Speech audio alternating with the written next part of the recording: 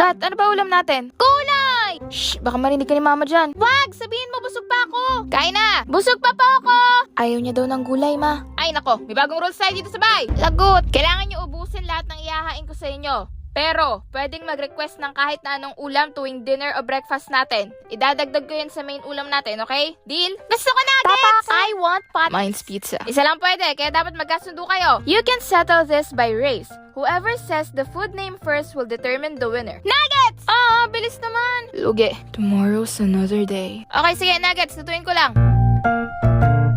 Tapos na po agad. Ang bilis. Kainan na. Monday, Tuesday, Wednesday, Thursday, Friday, Saturday, Sunday. Monday, Tuesday, Wednesday, Thursday, Friday, 7 days a week. Yay! Sausage! This is becoming unhealthy. O nga po, ma. Di ba dapat balance po lagi ang kinakain? That's true. Claire will get used to it. Okay lang, eating right pa din naman kayo. And how did that happen? Lahat ng inuulam natin, plant-based, so zero cholesterol, source of fiber, at good source of protein din. Paano po nangyari yun? Is she lying?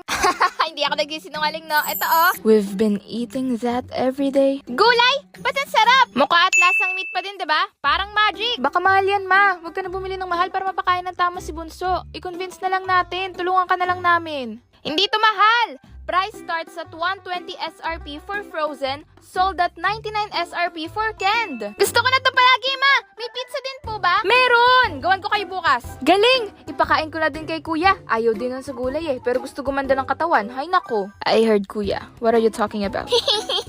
Sekreto. Ano? Menu.